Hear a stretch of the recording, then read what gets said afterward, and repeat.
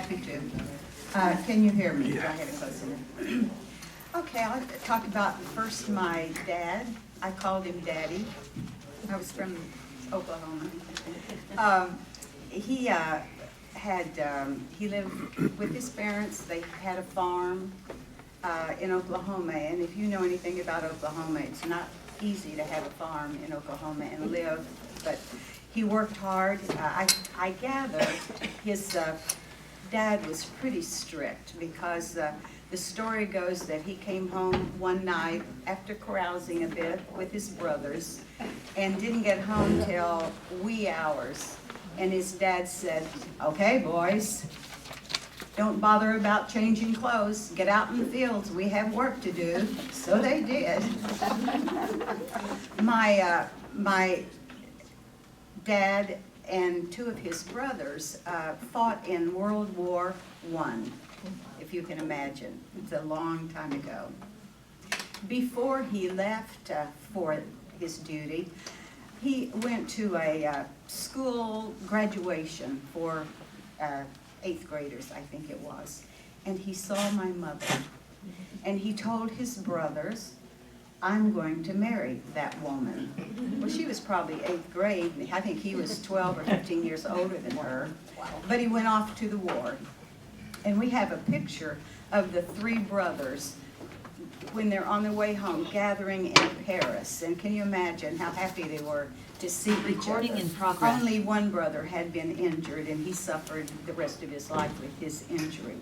But when he got back, he started dating my mother. And one night, he came to pick her up in his buggy and horse, and she could smell alcohol on his breath. And she said, "Go away, I'll have nothing to do with you from now on." And he did. So I don't know how much time lapsed, but my dad went to a brush arbor revival. Do you know where that is? Outdoors, and they just have a thatch roof. And my mother also went, and she saw him there with another woman. And she decided, "I've got to fix this." So when she got home, she wrote a note to my father and said, "John, I got your letter asking for forgiveness. And if you can come back and be a gentleman, you're welcome to come back." Well, he had never written her a letter. And as far as I know, they never spoke about that note to each other. So that's the way they started. My mother was from a farm family, just terrible dirt. I don't know how they survived. She was a spunky woman. My dad worked for an oil company, Sinclair Oil Company. He was in charge of laying all the pipes and everything. He was a supervisor. And so she was away from home a lot, so my mother kind of ran the household, ran us. She was a strong woman, she had her fun side too. We loved our church. We went to church on Sunday morning, Sunday night, Wednesday night, without fail. Each of us read scripture at night singly. We didn't do it as a family. We each did our own little thing. I think I did it because there was a little card, and I could mark every time I read my Bible at night and get a prize at the end of it. So I think I read mine regularly. Let's see. I went to a high school called Bowlegs High School. It was named after an Indian chief. I never got the history on that, but we just accepted. It was a small country school. I think it was the first country school that was established in our area in Oklahoma. After high school, I went to Oklahoma Baptist University, and I loved it dearly. I know my parents wanted me to love all my classes, but what I loved was our glee club. We had a wonderful director of music, and our glee club consisted of 60 men and 6 women. We were called the Little Sisters. And so we performed at many places, but particularly when we had our Southern Baptist Convention, where pastors and leaders came from all over the country, we would sing at the convention. And one standout for me is when we were in Miami, Florida, and we shared the podium with Billy Graham, and that was a big deal for us. And I love the music part of college, but I did graduate. After graduating, I went to Kansas City and started work with Hallmark cards. And that was an interesting experience for me. I had never even driven to Oklahoma City. And here I was, crawling in my car, heading for Kansas City. And I can't even imagine how my mother and dad felt. I was the last child. But it was a great experience. I had a friend from my college that was got a teaching job in Independence. And we decided, because I had a car and she didn't, that we would get an apartment in Independence, which we did. And I drove into work and she walked to her school. And I started carpooling with 3 women. I think my boss drove, actually, but we had 3 women. And my roommate was going to get married. And I knew at the end of the school year, I'd be without a roommate. Well, these lovely women, and I know you'd know some of them, invited me to come live with them. They lived in a big house about 2 blocks from the auditorium. And so it sounded like a good deal, so I said sure. And we had a great time together. And one week we decided to have a picnic in our backyard and there was a large group of older youth, just a fantastic group. And so we had a yard full of people, and there was one rather obnoxious guy there. He was so loud. But he was having fun, and almost at the end of the evening, he was involved in a watermelon seed spitting contest. Well, he walked up to me and asked, "How about a date on Friday night?" And I said, "Well, sure, why not?" And then he said, "Well, how about Saturday too?" And I said, "Well, let's just wait and see how Friday goes." Well, obviously it went pretty well. And we started dating regularly. And things seemed so good. We just had a good time. We had similar values. We had similar goals for our lives. But we did have a problem. He was it's not Unity of Christ, what was it? He was Mormon of Reorganized Church of Jesus Christ of Latter-day Saints, and I was Southern Baptist. And I continued when I, do you remember the name of the church? I forgot it today. Which one? That I went to. Stone Church. That I went to. Well, it doesn't matter. Maywood Baptist. Maywood Baptist. It was a large congregation, and I want to go back a little bit to my church experience because it reminded me. I had the most wonderful church experience growing up. We had around 1,000 in our congregation. We had graded choirs. We had a full-time pastor, full-time music director, full-time education director. And the adults, I cannot tell you how wonderful they were to us, the young people. We had a youth choir, and on Sunday afternoon we would practice, and after we practiced, some of the women would have sandwiches and chips and everything so we wouldn't be hungry when we went to church that night. So it was a wonderful experience. I remember being in a junior choir, and I'm not exactly sure how old we were, but we were young, and we would practice every Saturday morning, and then we had a radio program. And I sang, again, don't know how old I was, but I sang a solo, The Holy City, if you can imagine, a little girl singing The Holy City. But it was a great time. But back to Howard and I. So we started dating regularly. He knew I would be going to church on Sunday morning, Sunday evening, and Wednesday night. So he started going to his early morning church and then would come and join me. And I have a feeling he had darts coming from all over the congregation that he was there because I was there. But it was a good time, but as we grew closer together and as we realized, yeah, I think I'm in love. I think I like this guy, and I think he liked me. But we knew we had a problem.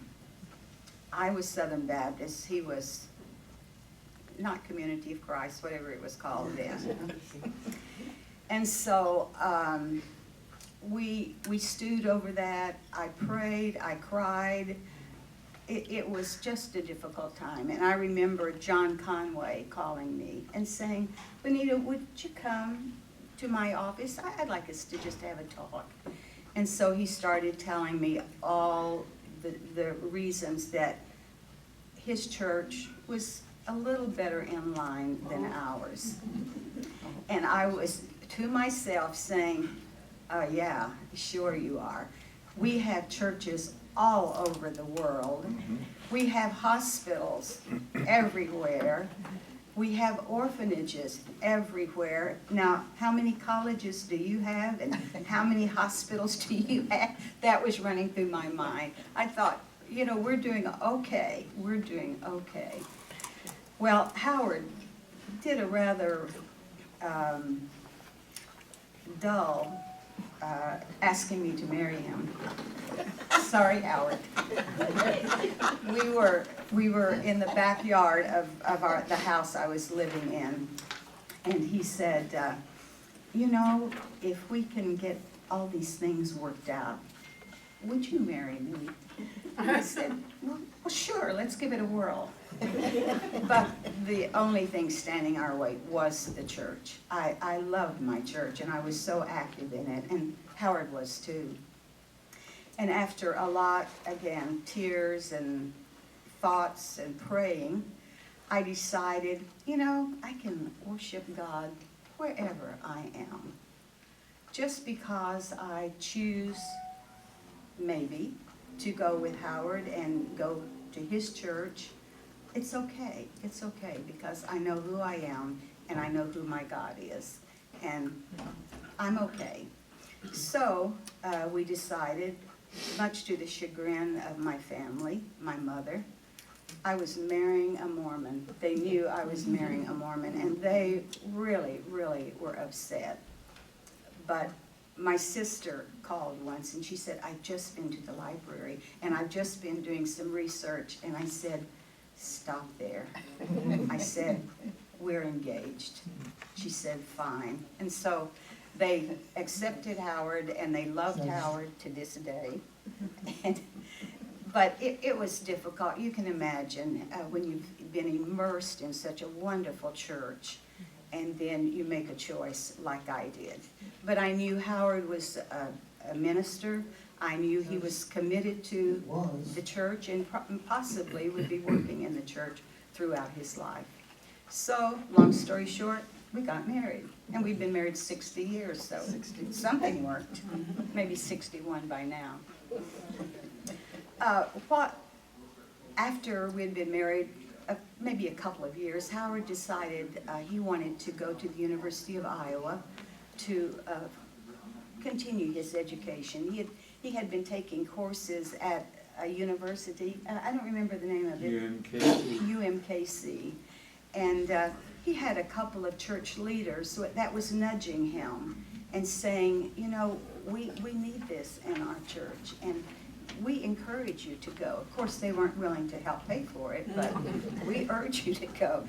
So we decided we would go to Iowa City for Howard to go continue his education. Luckily, I found a job so I could support us, and it was a fantastic experience. We had probably 100 to 150 students there who had been to Graceland or connected in some way, and the congregation was so welcoming. The first year we were there, my father died, and that was kind of hard because I didn't know many people, and Howard was gone morning, noon, and night. But I survived it. The congregation just was so welcoming of me. and so welcoming, so that another fellow, a fellow there who was an architect, non-member, married to RLDS, they were so warm to us. At business meetings, they let us vote. They said, "You're one of us. You vote with us," which I thought was a stretch for them. We had an interesting congregation. We had a group that was so conservative, and we had a group that were raging liberals. Now, that's a difficult congregation to try to control. I remember one specific service where it was one of our most conservative members preached. And then he was more neutral. He had the benedictory, and all he said was, "God, soften our lips." So it was just such an interesting experience. We had a Liahona house, and we had single men living there. And so some of the women would go and cook dinner for them every Sunday night. So that was really nice. Howard became pastor of the congregation, so I was the pastor's wife.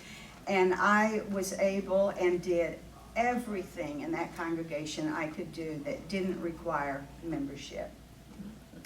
But it wasn't always easy for me because Howard and his friends would come in and they would discuss all they were studying. And I would hear them.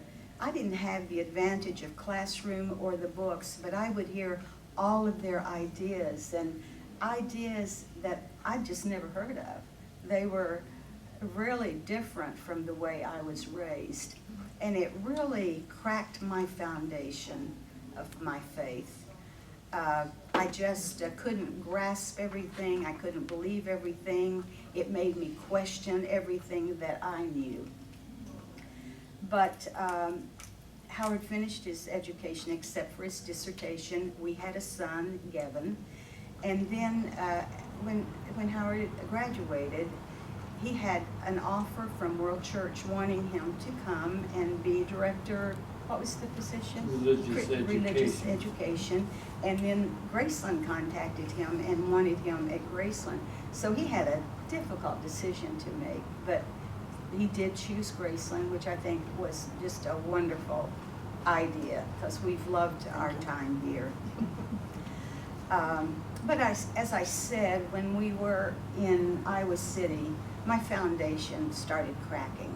I heard so many different views and ideas that was very hard for me to, I was too busy supporting us and taking care of a baby.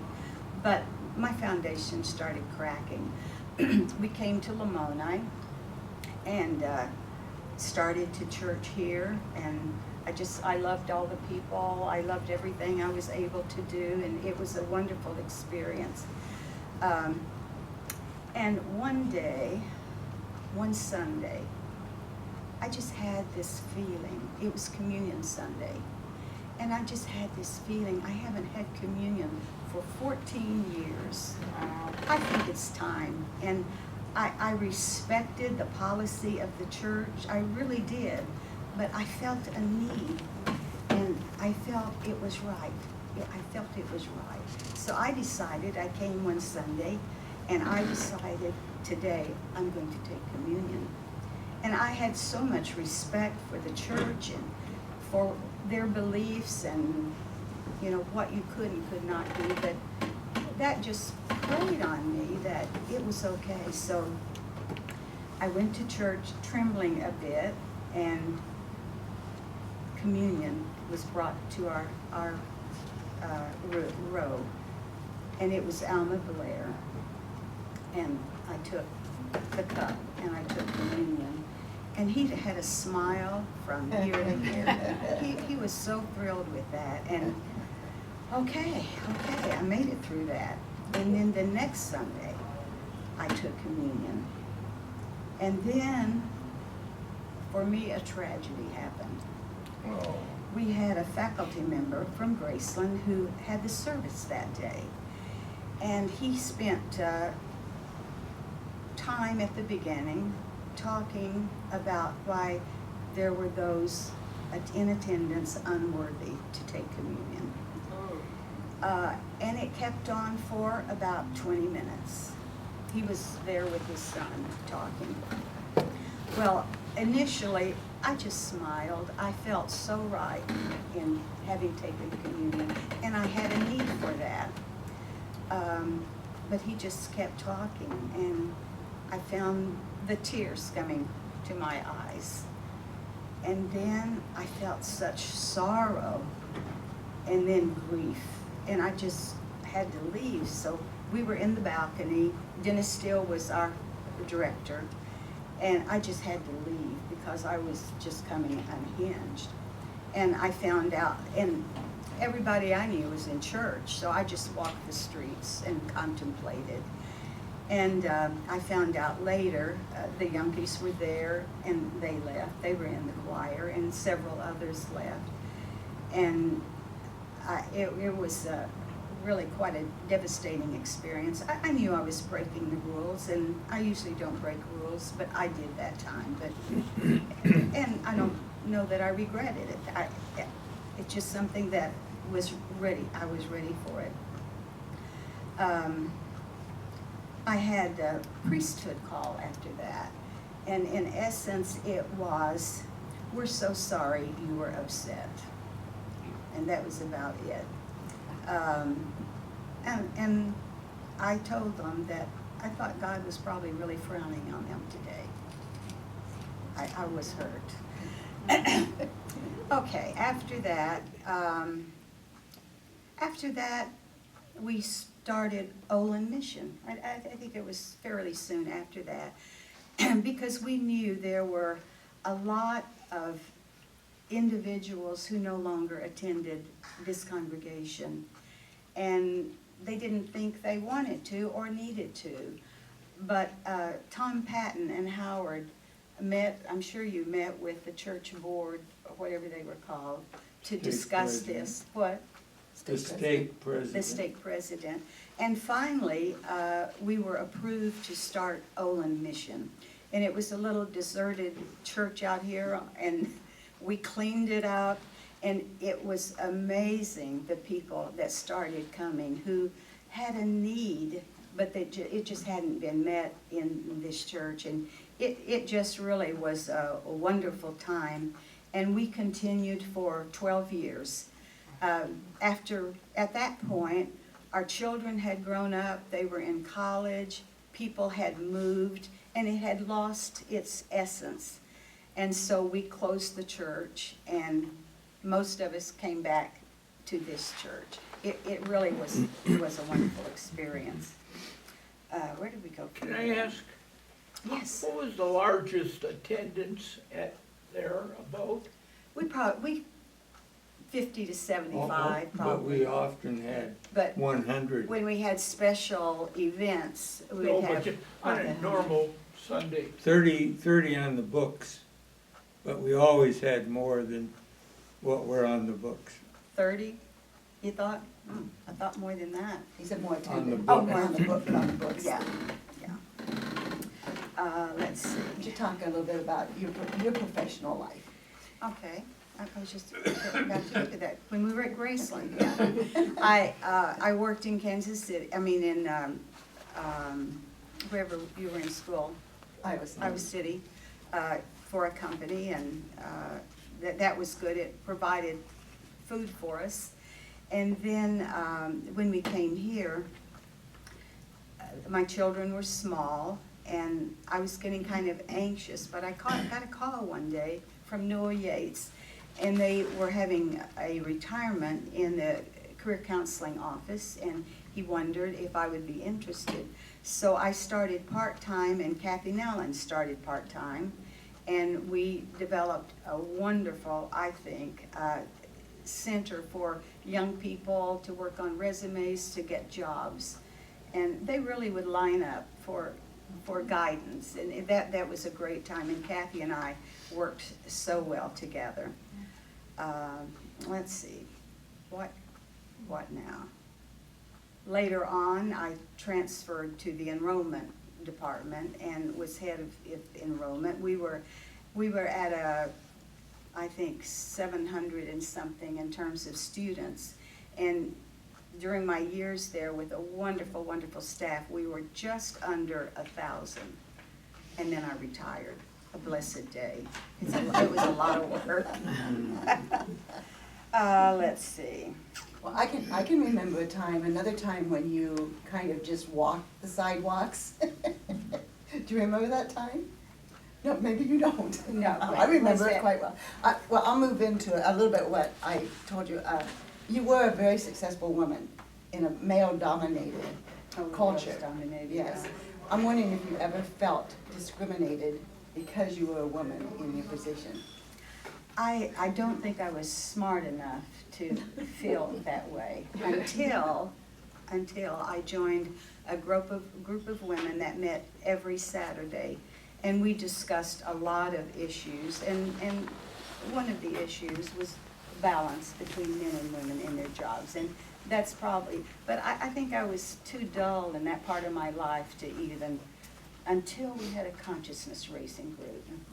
And that kind of changed my life and my vision for the fairness that should be for men and women. And it was an interesting time. It got me all upset at times, but it Now, was a good I was thinking time. particularly when Muriel Yates died, Yeah. and we had that transition and had a meeting. Oh, yes. Do you remember this? Oh, You I kind of do. remember this, and I remember you walking, because I was walking a I different was- direction. We finally found each other. That's right. Bonita, Yes. I've heard it said, and I'd agree, that you saved Graceless. Yes. I worked hard. I know you did, and you But were I very had- effective. But I had a wonderful staff, yeah. Well, you We used were them going well. down the hill fast. They're right now about where we were when I started in that position, yeah. Let's see. They'd love to have you back. Yeah, I know. I love my job.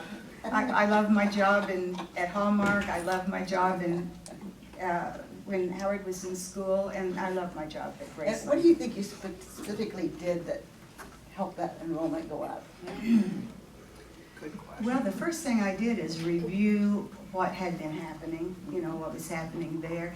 And I just think I had a sense of what needed to be done in terms of reaching out. I know my staff worked really, really hard, but help, having enough pizzazz to sell the institution. We had a wonderful college to sell, and we just had to know how to do it and put out the kind of work. I probably worked my staff way too hard, but I worked hard too. But it just started turning around, and I went to conferences to find out how to do it better, because what did I know about it? And we worked well as a team. Maybe I worked them too hard, I don't know, but we had wonderful people who cared about Graceland. They cared about people, they cared about students, and it just gradually turned around, and we reached out to the church population. I'm sure our list of church members was much larger than the community, than the World Church. Yeah. Yeah, and that helped. And we had committed people working for our office. They did a great job, and we got a consultant in too. And I think contrary to what usually happens, it usually gets put on the shelf, their report. But we looked at their report and followed it, and we worked hard. But it was a lot of fun. I liked everything I did. Yes. I want to say, I think I've mentioned it in the past, when I was doing my security guard work, and I worked from 5 at night till 5 in the morning, you could almost guarantee many, many, many nights a week, her office was lit up because she worked till at least 2 in the morning, night after night after night, and I thought of, oh, poor husband. Well, I did go home and fix dinner and get the kids in bed before I went back. Yeah, we worked long hours, we Long really hours. did. Yeah, but I loved it. I thought we were accomplishing a lot and brought good students in, so it was a happy time.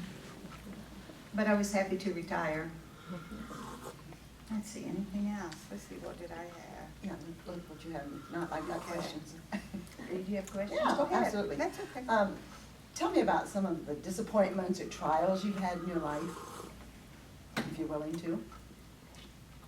I don't focus on that much, so let me just think. Well, in Iowa City, when we had such a great time, but when people, and I didn't have many, would come up and say, but if only you were one of us.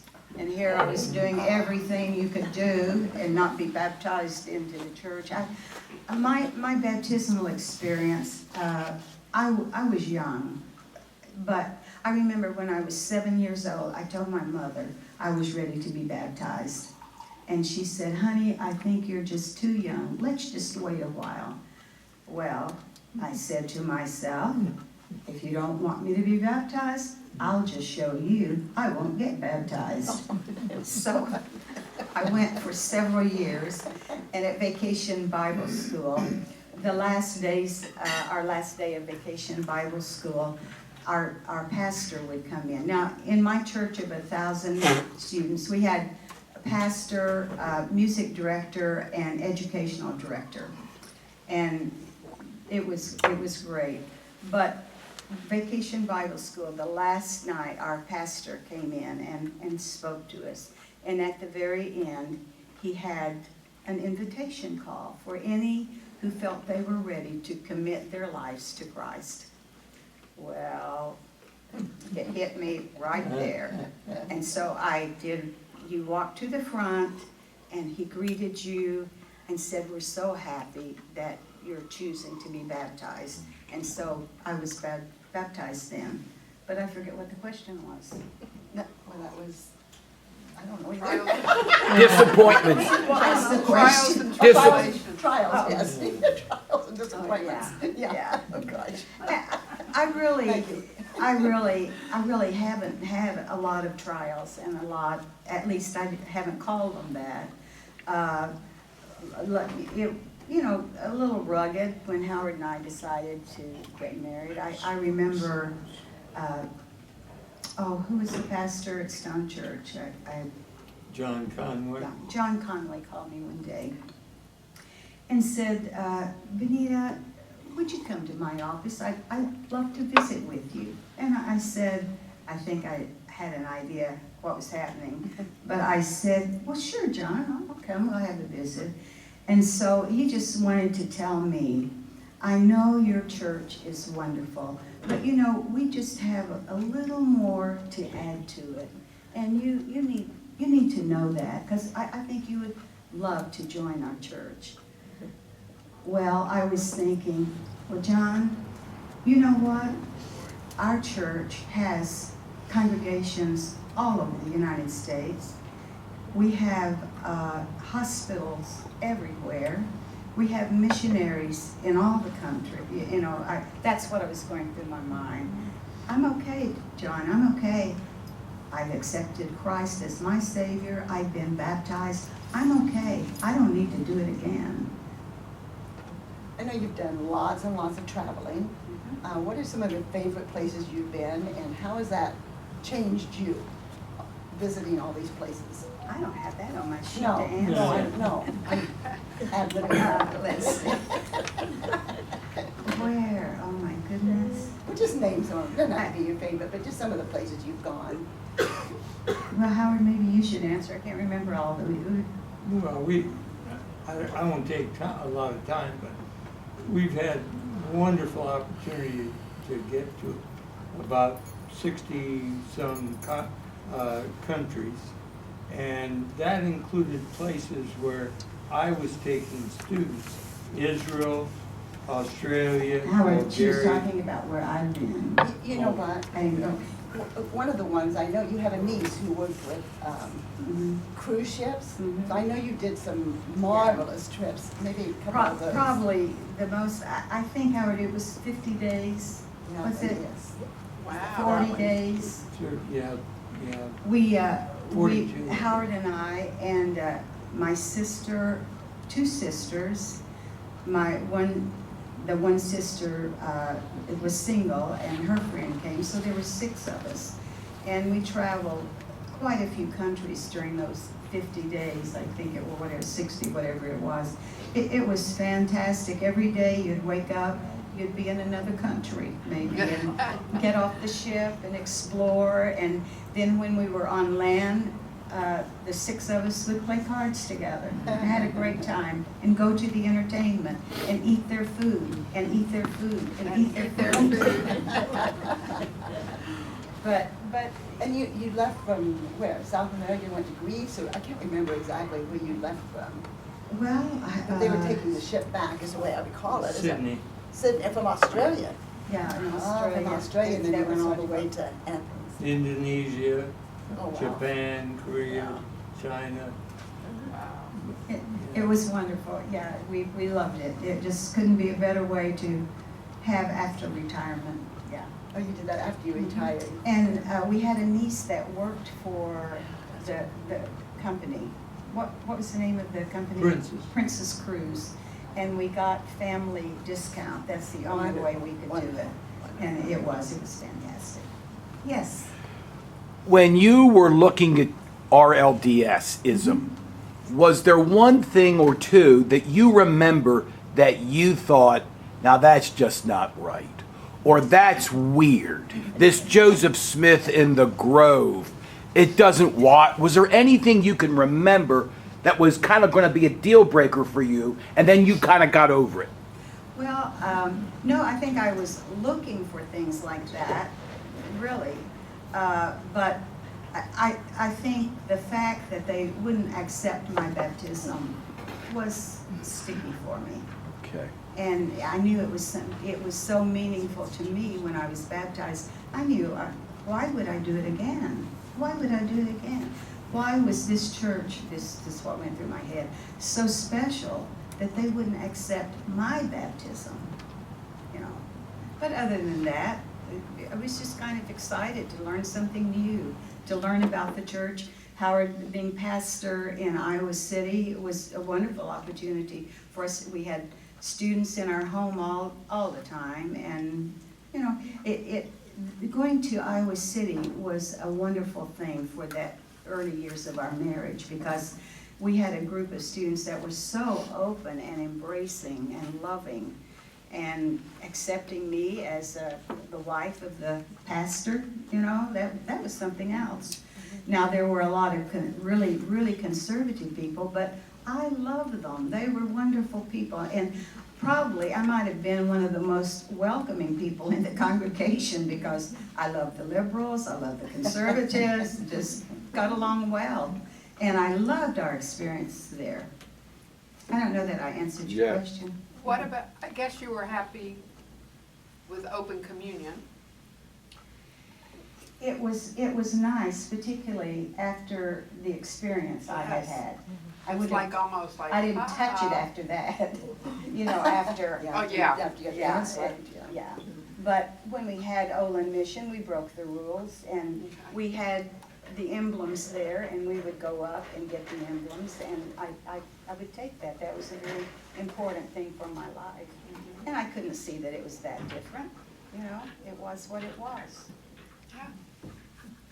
So maybe Good you were morning, just Bonita. ahead of all of us. Okay. But the church has moved through quite a. Oh, my So goodness. how do you feel now compared to what you used to feel? Or how are the changes impacted you? Well, I just feel accepted. I feel, you know, my baptism will never be accepted, probably within the church, but that's okay with me, I just think it's been wonderful, the changes that have taken place, the openness. To me, it's a feeling of just what, as Christians, We've always taught to be open, loving, caring, and who cares about some of the tiny rules that, you know, exclude people? I mean, I easily could have felt so excluded. You know, when people would say it, I didn't have many. Well, if only you were one of us. That was a common thing. If only you were one. What do you mean one of us? I'm washing your dishes, I'm cleaning your church, I'm doing this, I'm doing. What do you mean one of us? I am one of you. You just haven't recognized it yet. You know. I'm remembering 6 years ago, we made a road trip, you and I and Howard, to Terre Haute, and we came back. And that's when I learned of Howard's kind of very different foundational beliefs. And I remember at the end of that trip, I asked you, I got you aside and I said, do you see things the way Howard does? And and I think I can share this. You want me to stop? I will. No, I can't remember. I what think said. you said, absolutely not. That you, a Southern Baptist, had still, 5 years ago, a different interpretation, God, heaven, hell. Would you say that today? I mean, do you still kind of look at your husband and say, you're all wet? No, I would never have said, I never said that. I knew he had his life and everything. I think since that conversation, I've changed. I've still changed a little bit. Not Howard's way. I think I'm very open, I'm very accepting of others, and I think I'm viewing my religion differently. I think I don't want to get too much into this, but I think I'm a very visual person. I learn through seeing a lot. And I think fairly recent, I'm understanding some things that I have not known before. For instance, when I pray, where does that prayer go? You know, where does it go? I can't picture that. I can't picture where it goes. And yet I know that there's an energy source that circles our whole world, positive source and a negative source. And I'm kind of thinking, maybe I tap into that when I pray. Maybe that's where the power is coming from. Because I don't have a picture that I can look at. I do believe we can tap into positive power and we can tap into negative power. And I think that's the closest I come right now to be solid in what I believe, if that makes any sense. Thank you. Because, Other questions here? David DeBarth's been trying to get in. Okay, David? David! Hi, good morning, Bonita. hi, David. One of the problems with Zoom is that I can't share a hug with you. Oh, I'm sorry, I would love that. But I fondly remember the years that we worked together at Graceland. It was some of the best years of my life, and I really appreciate working with you. But I have to tell a story about Bonita and Oh, working with her. there we go. But Bonita insisted that she had a number of reports that I kept track of how things were going. And if one report said like 191 people, and another report said 190, we would spend until who knows when trying to figure out where that difference was. But that attention to detail, I'm confident, was a major part of why Bonita was so successful in her work at Graceland. And I appreciated it, even though it got frustrating at times. But thank you, Bonita, for the years we spent together. Well, you know, I couldn't have done it without you. Could you tell us a little bit about your two boys and where they are and what they're doing? Well, they're both in Seattle, Washington. Darren in the school system. He taught special ed for, I think, 7 years. 11. Couldn't take it anymore. And he decided, well, you know, I love these students and I know I'm good with them. I just don't like every evening working, every weekend working. And so he decided to just become, what do you call it, a help? Or an instructional assistant. Yeah, something like that. And he's loving that. It cut his salary in half, but he's giving that a whirl. And he works so well with the students. I think he's just wonderful. And so he's exploring, you know, what I decided I want to stay in the school system, but what is it that I can do where I can get a full salary? Mrs. Darren? This is Darren, yeah. Now, Gavin, our creative kid, he still is sure that he's going to have a break and make a famous movie or whatever. But right now, this is interesting for us. He's doing an exhibit, and I'm not sure where, in some museum. It's a Burien Museum.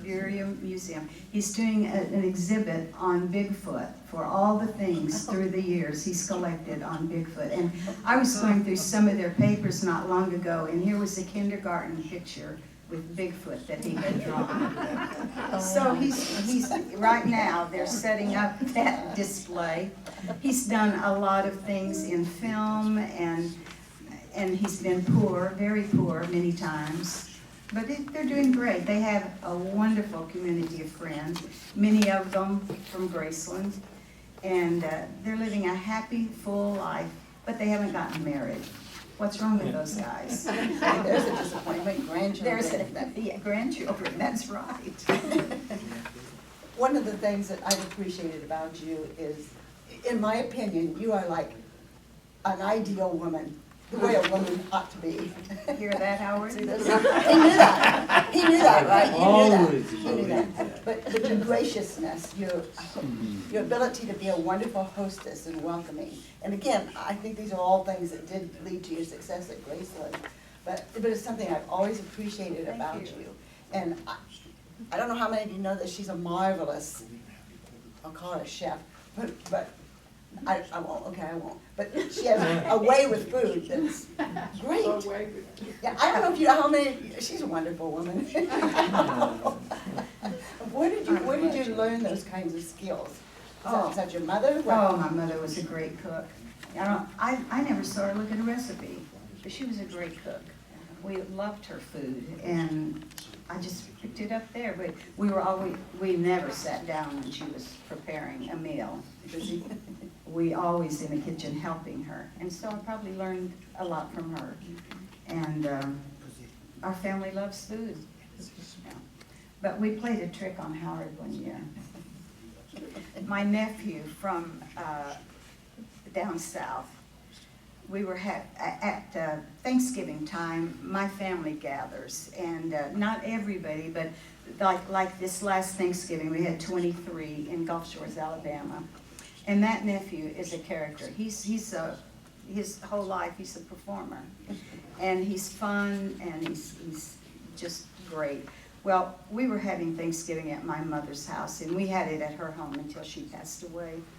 And he brought shrimp, 40 pounds of shrimp. Howard's mouth was watering, and he loves food.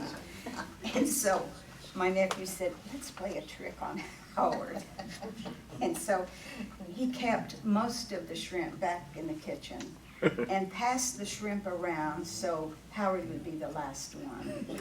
And we were sitting catty corner from each other at this big table, and when Howard looked at it, he looked at me and said, where's the other shrimp?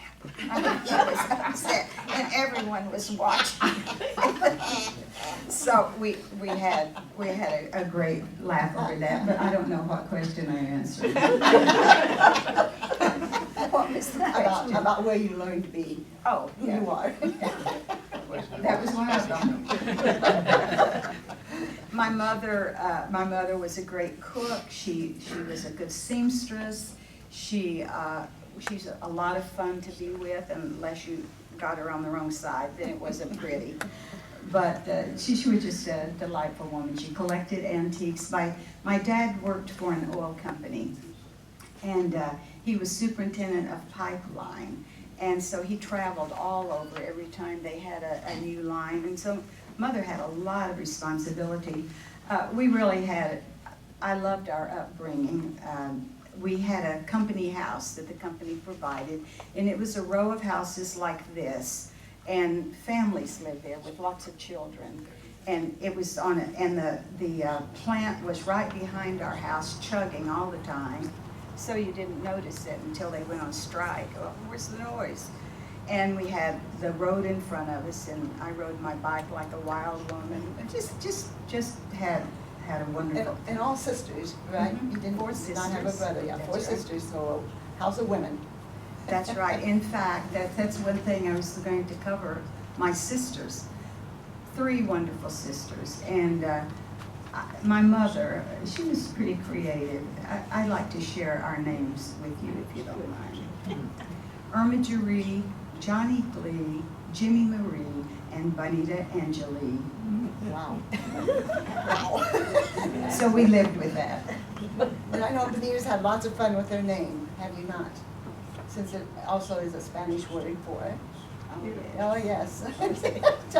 I love that story. Well, which story? But the is one it? where you asked, somebody asked your name and you said Bonita. Why? In Mexico, I'm Mexican, yes. In Oh, yeah. Mexico. Was this- Oh, yeah. I know you're pretty, but what's your name? That's right.